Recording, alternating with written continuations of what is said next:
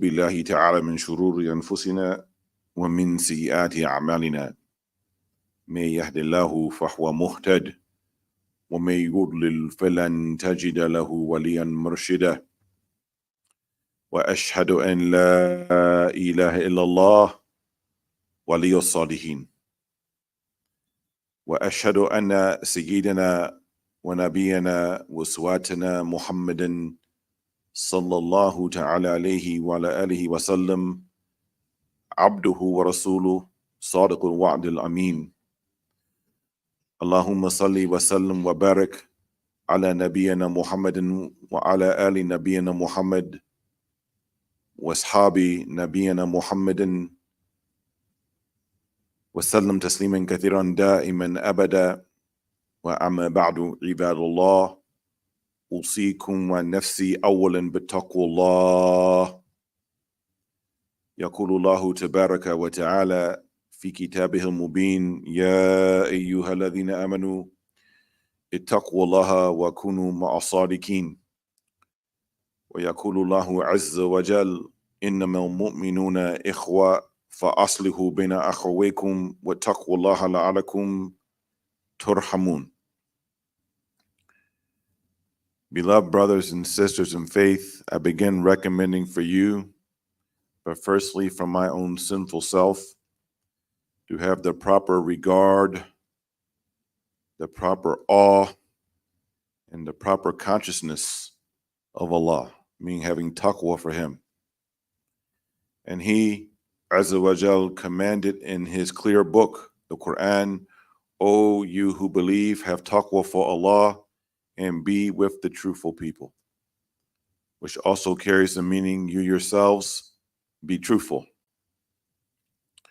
And He, Azza wa Jal, said in the Quran, in His clear book, in Surah Al-Hujurat, the believers are but one brotherhood, they're one fraternity. So reconcile matters and make peace between your brothers, and have taqwa for Allah in order that you receive mercy, that you receive loving compassion. In these brief moments, brothers and sisters in Islam, inshallah, we'd like to glean perhaps two lessons from one of the eminent Muslims of the early generations, a great scholar of hadith, a great zahid normally translated as ascetic, but one who directed his heart towards Allah Tabaraka wa Ta'ala and directed his heart away from the world, away from material richness, away from political authority. And this great Imam of the Sunnah is Al-Imam Ahmad ibn Hanbal, rahimahullah ta'ala. Imam Ahmad, who lived in the time of a governmental authority led by Muslims known as Al-Abbasiyin. So in the early Islamic history, most of the scholars of Ahlul Sunnah say that Khilafah, according to prophetic style, lasted for 30 years. With Abu Bakr as-Siddiq, then Umar al-Khattab, then Uthman ibn Affan, Dhu Nurayn, then Ali ibn Abi Talib, and then Al-Hasan ibn Ali ibn Abi Talib. At the end of Al-Hasan's Khilafah, which lasted 6 months, this was exactly 30 years. Then there was the rule of Bani Umayyah. And then after Bani Umayyah, Bani Abbas. So Imam Ahmad lived in this period. Imam Ahmad, one of the students of Imam Shafi'i, radiyallahu anhu. And there's a couple of points from this tumultuous period in Islamic history that perhaps we can glean some lessons from in this time. Because we live in a time of fitan, a time of confusion, a time of turmoil, and a time of oppression. for humankind generally and for Muslims specifically. The first is Imam Ahmed. As it relates to this, there were some theological trends, some innovations, and also things that he perceived to be deviant that began to spread amongst Muslims during his time when he was in Baghdad. And some of these oppressions and misinformation was being spread with the support of the governmental authorities. It's a Muslim government.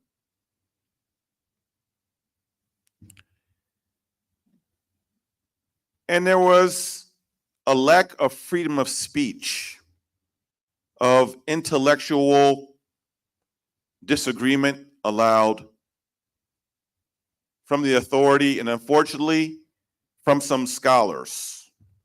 As Imam Siraj Wahaj, may Allah preserve him, used the term scholars for dollars. There's scholars for dollars today, and there were scholars for dollars back even in the time of the Salaf. Scholars for dollars is why we use the term as-Salaf as-Salih, the righteous Salaf, because all of them in those generations, all of them weren't righteous in the second and third generations. They all weren't righteous. There were some deviants amongst them.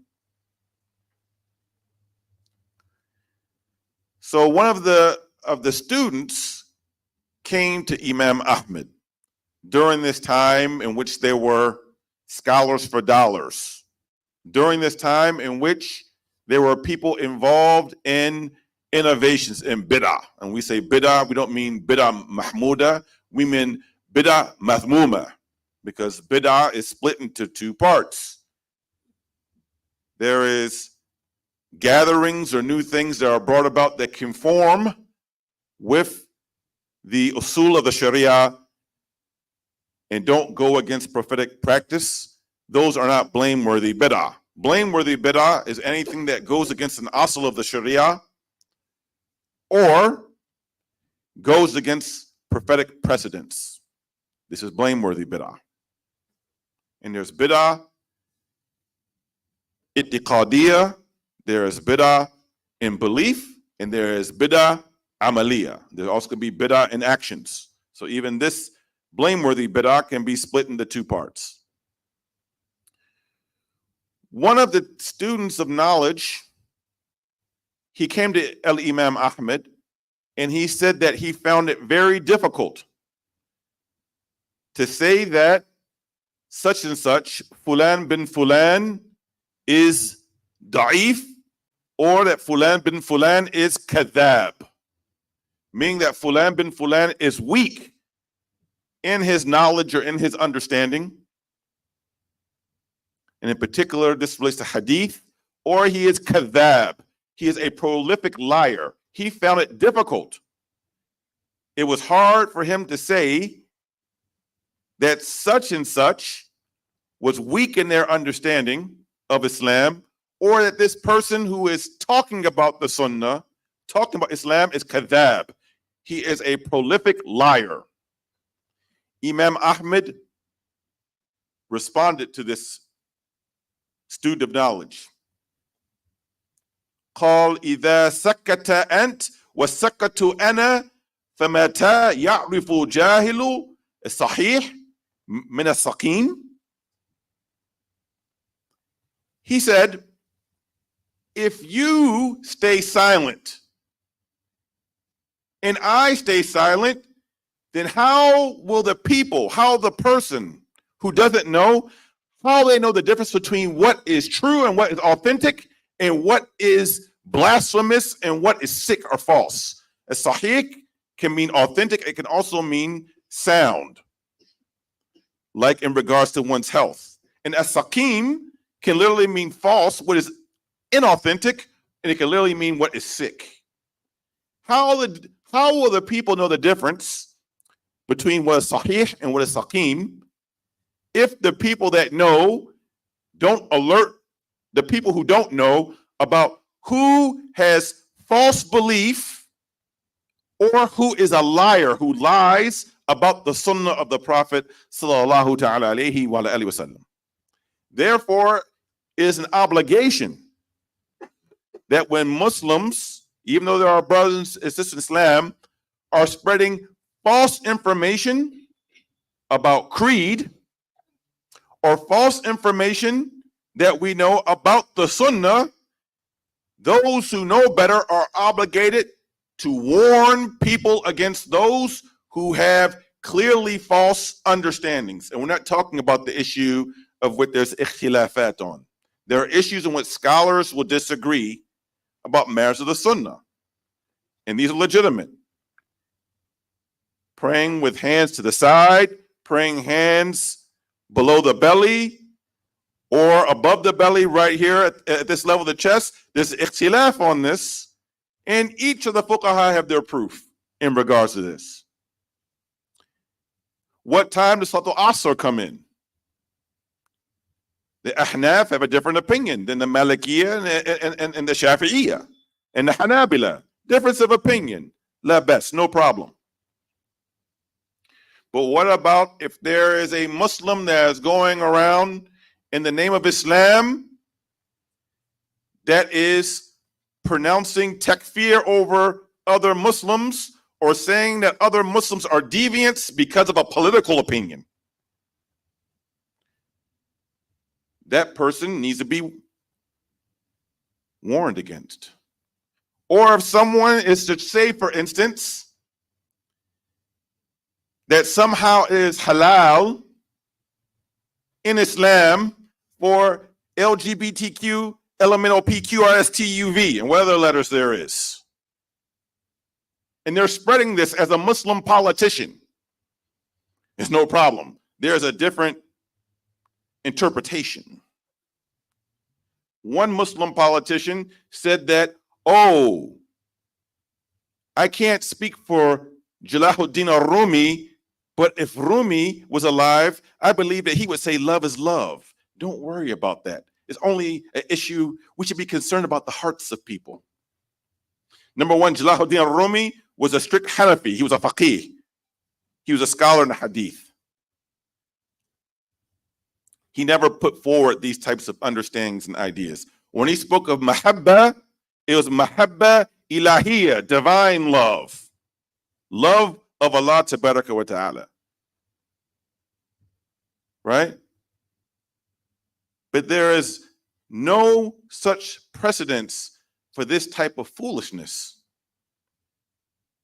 And when we hear things like this, or see things like this, is our obligation to speak. Why? Because unless misunderstandings, shubahat, and deviance can spread amongst the common Muslim who doesn't know. One of the great Zuhad, Abu Ali ad-Daqqaq, rahimahullah ta'ala, he was a sheikh of Imam al-Kushairi, from the famous Sufi, Ar-Risala al-Kushairiyya. His teacher, he famously said, Asakatu an al-haq, shaitan akhras. This is with the understanding of the righteous Salaf. The one who stays silent regarding truth, when they see truth, objective truth, clearly violated, he or she is a muted Satan. A muted, M-U-T-E-D, a muted Satan. Whoever stays silent when they see something that's clearly true in the deen of Allah tabaraka wa ta'ala being undermined, and they don't correct it, for the ones who don't know, they're like a silent, muted devil.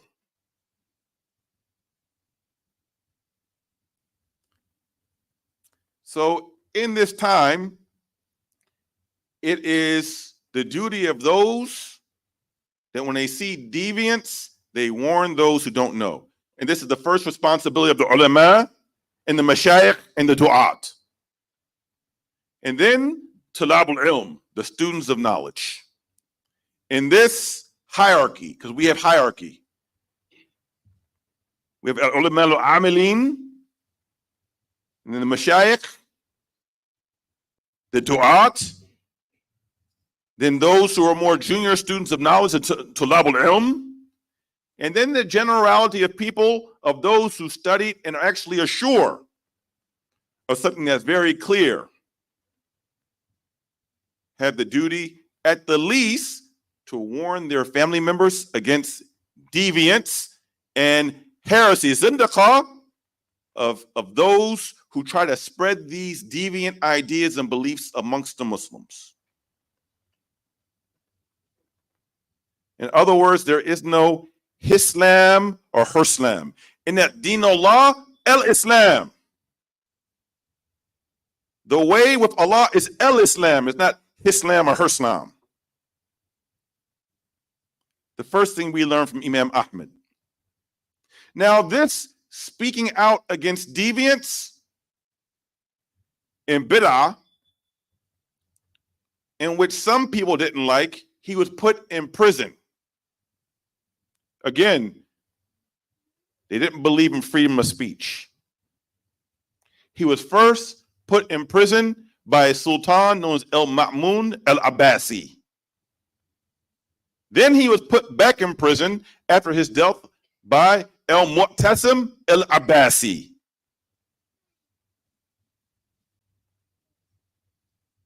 Al-Mu'tazili.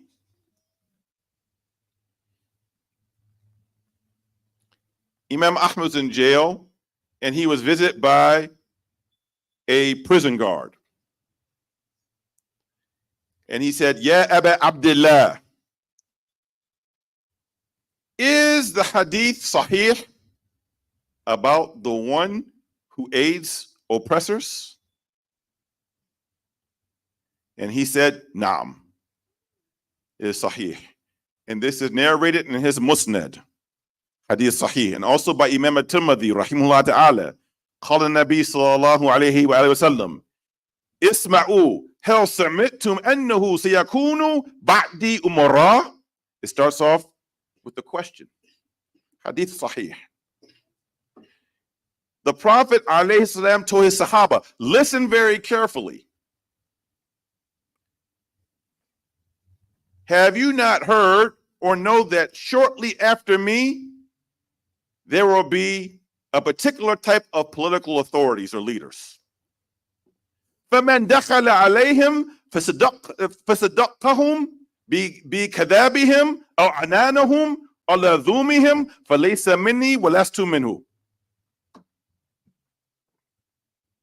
He said, so whoever enters into these umara, these political authorities, and affirms their lies, or helps them in doing wrong or oppression, he is not from me, and I am not from him or her.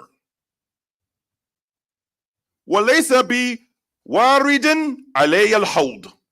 And this person will not meet me at al-Hawd. Meaning what? The Hawd is the basin of the Prophet ﷺ after the Day of Judgment, in which the Prophet ﷺ will be granting intercession to people. This is a serious matter. Then he continued, but says, but whoever does not enter upon them, وَمَنْ لَمْ يَدْخُلْ عَلَيْهِمْ وَلَا يُؤْنِمْهُمْ عَلَى ذُومِهِمْ وَلَمْ يَصَدِّقْهُمْ بِكَذَابِهِمْ فَهْوَ مِنِّي وَأَنَا مِنْهُ وَهْوَ عَلَيْهِ الْحَوْض وَهْوَ وَارِدٌ عَلَيْهِ الْحَوْض. But he says, whoever does not enter into these political leaders and doesn't affirm their lies, their political deception, nor aids them in wrongdoing, he is from me and I am from him, and he will meet me and be with me at al-Hawd, at the basin. He will be with me at the basin. He will meet me at the Hawd. He will drink from the hand, or she will drink from the hand of Al-Habib Al-Mustafa Muhammad sallallahu alayhi wa sallam wa alihi wa sahbihi.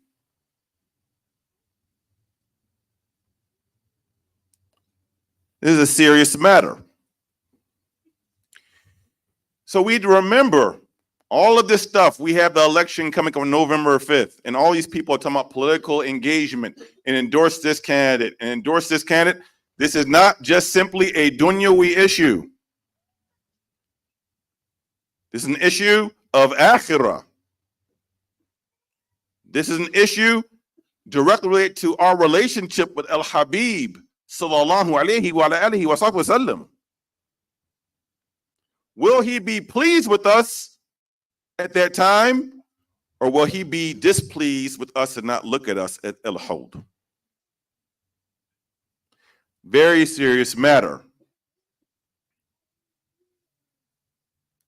Allah tabaraka wa ta'ala said, وَلَا تَرْكُنُوا إِلَى الَّذِينَ ظَلَمُوا فَتَمَسَّكُمُ النَّارِ. Do not incline towards wrongdoers and oppressors, those who do oppression and wrong, because at least you shall touch the hellfire. This doesn't even say openly affirming them. It isn't even saying aiding them.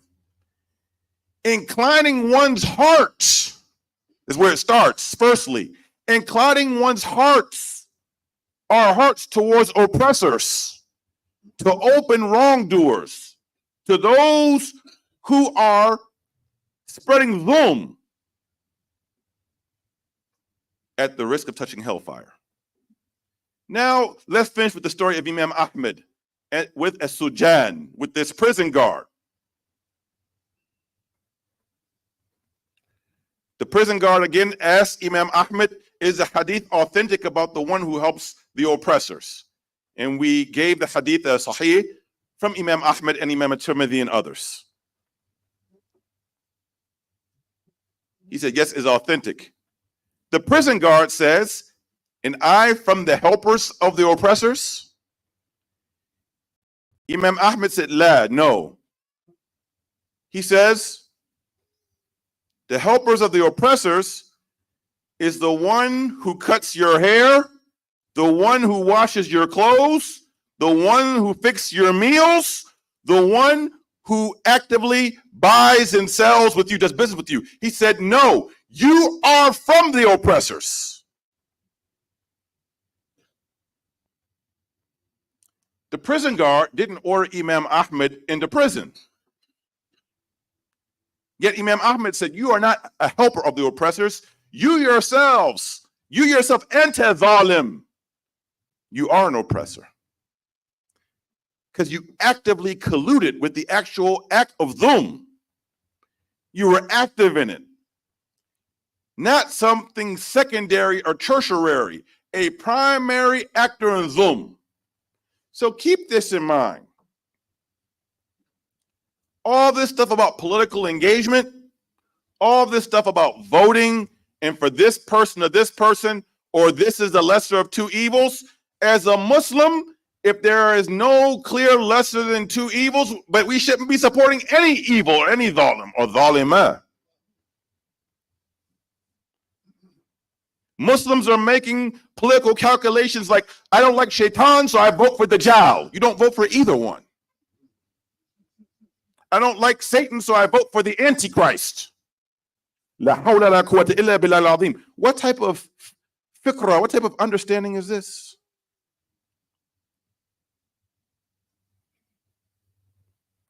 At best, you do protest vote if you even decide to vote for these people. But never should a Muslim put their hand and say, I'm endorsing a known zalim, fasiq, mujrim, mufsid. May Allah bless the four imams. Imam Abu Hanifa was arrested more than once and was martyred in a sijn, in the prison. Imam Abu Hanifa, rahmatullah alayh. Imam Malik was put in prison, radiallahu anh, and he was tortured. Imam Shafi was arrested and he was dragged in chains from the Yemen to Iraq. Imam Shafi. and fled for his life to Misr. That's why we've been blessed to visit his Dari in Qahira, in Cairo. He's buried in Cairo. Imam Ashafi fled for his life before he would endorse and be a scholar for dollar, or to endorse tyranny, or to endorse zulm. Imam Ahmad ibn Hanbal was imprisoned by more than one sultan until he was led up by al-Mutawakkil al-Abbasi. These are the four imams. And most of us say, Nahnu min ahl sunnati wal jama'ah, صح? Isn't that our claim in here? Don't we claim we are the people of the sunnah and the congregation? Look at the imams. And then look at us.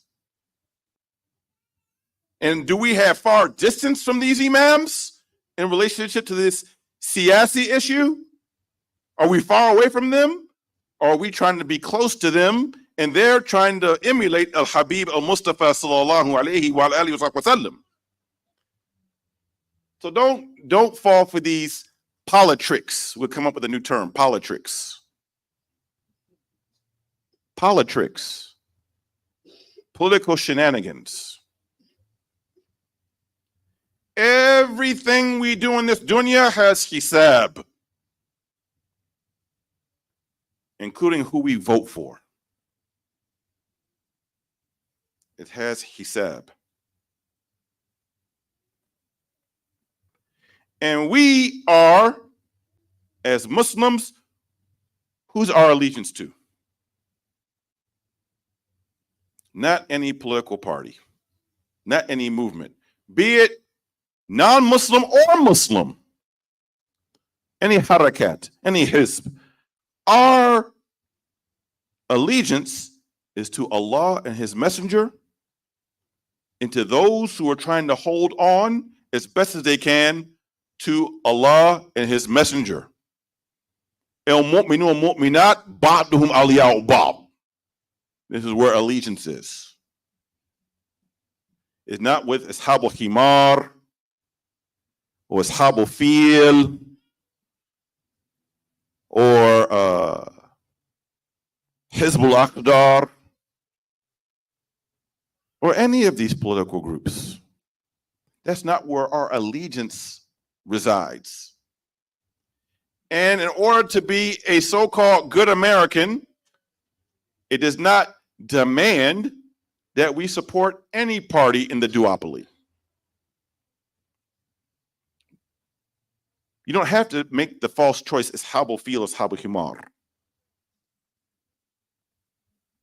So my brothers and sisters in Islam, in this time of confusion, this election season, and so many Muslims who are confused, propagating political things that if you don't vote for this person or vote for this person, then somehow you're dal mudil.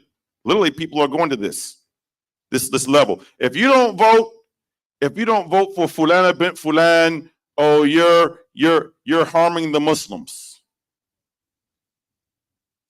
I advise you, don't fall for these politricks. May Allah tabaraka wa ta'ala have us see truth as truth and follow it. And may He have us see falsehood as falsehood and stay far away from it. أقول قولي هذا استغفر الله ولكم استغفروه.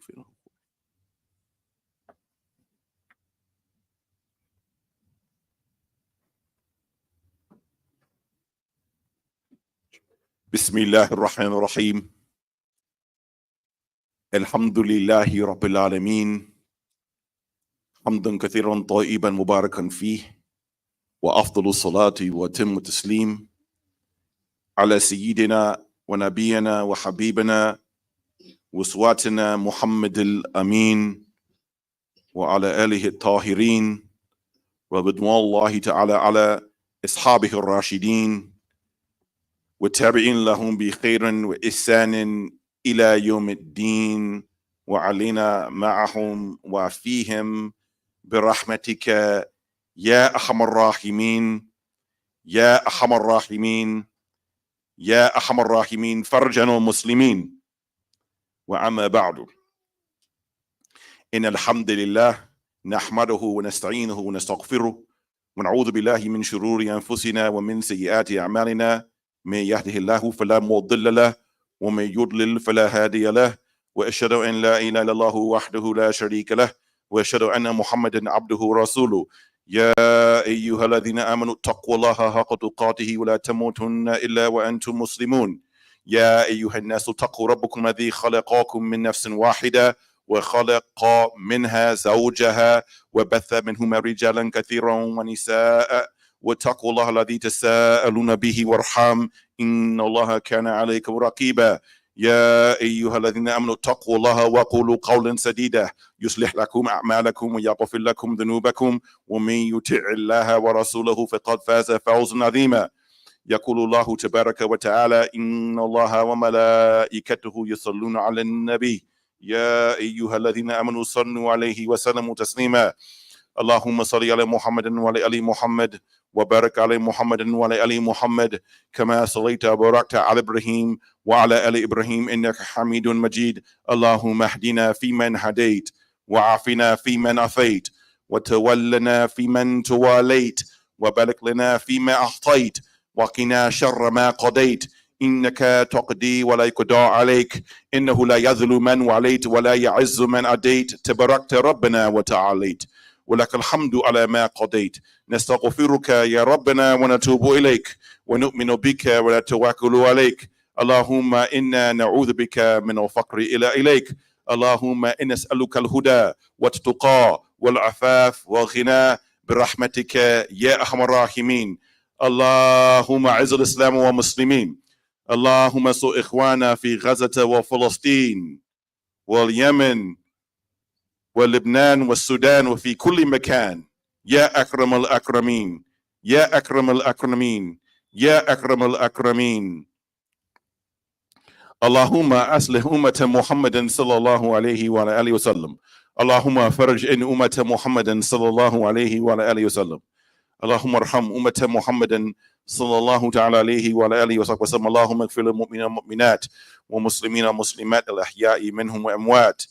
اللهم اجعلنا من المؤمنين، اللهم اجعلنا من المتقين، اللهم اجعلنا من المقسطين، اللهم اجعلنا من المحسنين يا أرحم الراحمين، يا أرحم الراحمين، يا أرحم الراحمين. وصلى الله على نبينا محمد وعلى آله وصحبه وسلم. سبحان ربك بالعزة عما يصفون وسلام على المرسلين والحمد لله رب العالمين.